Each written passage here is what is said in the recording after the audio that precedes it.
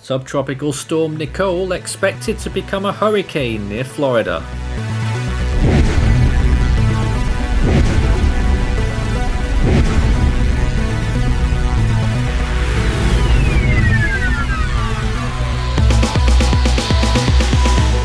So it's another named storm for this Atlantic hurricane season, and it's a subtropical one, Nicole. This is how it looks right now on the imagery at 26.4 degrees north, 70.2 degrees west.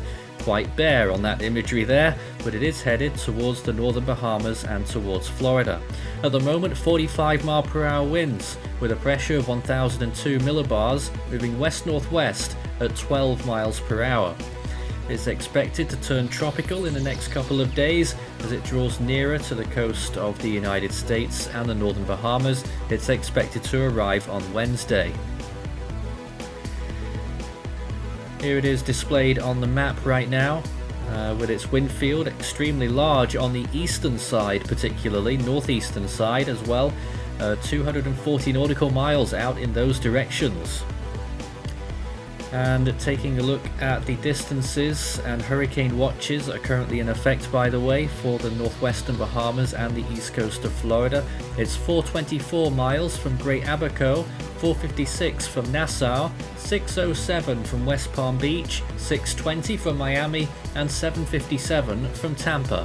Tropical storm watches are also in effect further up the coast towards the coast of Georgia. And we expect that those warnings will of course be nudged into warnings later on. Well, let's take a look at the primary hazards, and that would still be damaging winds at the moment. We're expecting hurricane conditions in the northern Bahamas by early Wednesday and along the coast of Florida by Wednesday night. We're also expecting a storm surge of up to 5 feet, not quite as high as we were initially expecting maybe, although that could still change. And this system, even though it won't be particularly strong, it will be very wide and large, wide-reaching effects from this storm expected.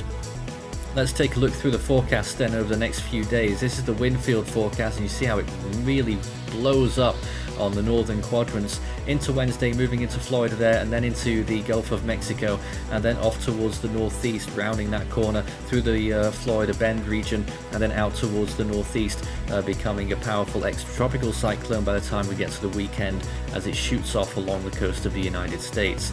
National Hurricane Center forecast cone shows something fairly similar there on the left hand side, and indeed those watch areas marked on that map, and a decent consensus in terms of the storm's intensity right now, backed by recon, 45 miles per hour. Some of the ADT estimates, that's the satellite estimates, suggesting slightly higher at 50 miles per hour, but certainly in that ballpark, so a pretty decent estimate right now. There's the cone showing the expected wind percentages, tropical storm force wind percentages, up to about 70% nearly for the coast of Florida, getting close to 70%, and for most of the Florida Peninsula we're looking at 30% or higher there on that graphic. Northern Bahamas, those two main northern islands, 70% plus. And this is the storm moving through on the GFS model, almost becoming a hurricane there, borderline, and still there on the other side of Florida into the Gulf, and then back doubles back and then northeastwards, and then becomes an extratropical hurricane strength storm as it passes the outer banks of North Carolina.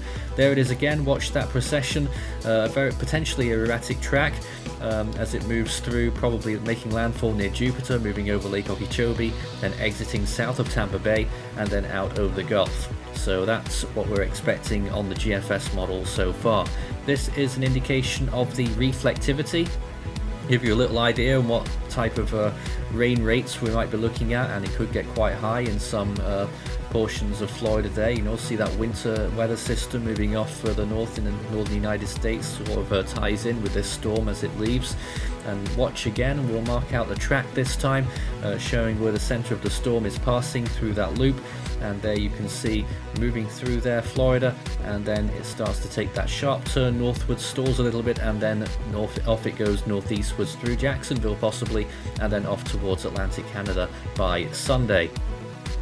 Here's the expected rainfall projections, and we're not massively concerned about that compared to the other risk factors, but we could still see totals of around 5 inches in various parts of Florida and along the southeastern United States coastline, South Carolina particularly, maybe the Outer Banks as well getting to 5 inches, and of course Grand Bahama and possibly Great Abaco Island getting close to 5 inches there as well. So that's a general amount, around about 5 inches is going to be the maximum, maybe some isolated slightly higher amounts getting up to maybe 6 inches there in South Carolina along the coast, and that of course is 150 millimeters, so not a huge amount of rain. The sea surface temperatures, they're staying decent, around about 26 degrees Celsius, dropping a little bit, and that's why we're expecting it to become tropical, because it's still warm enough for a tropical cyclone, dropping to 25 in the Gulf of Mexico, and it looks like the machine's broken there, and off the coast of North Carolina getting below that threshold again, and then of course it will turn post-tropical by the time it gets there. So pretty much it's got 5 days probably before it turns post-tropical. Carolinas, just off the Outer Banks, is probably where we'll make that transition.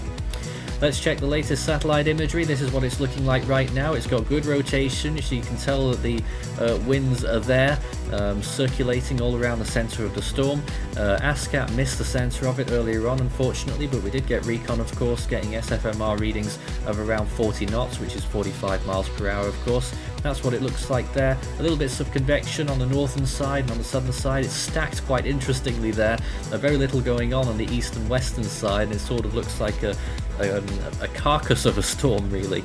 Not much to it at all, but I imagine that convection will begin to build a little bit more as time goes by and its energy increases. But at the moment it is just the winds that are holding this thing together, but it has got a massive band off that northern side, which has been notable for quite a while, and those big thunderstorms on the eastern side there as well are associated with Nicole too. We don't have the wide-scale imagery at the moment, but you will be able to see that other area of interest off to the northeast that still has a chance of development. But looking towards the coast of the United States, there's really nothing to say that there's anything coming at the moment. It's very pleasant and clear conditions across the whole US East Coast and Southeast and over the Bahamas. No areas are being impacted by any of the storm's bands yet. Of course, it did pass through Puerto Rico and the Dominican Republic and cause some flooding there. But Nicole is on the way. It will get there fairly soon. By the time we get to Wednesday, stay tuned for more updates.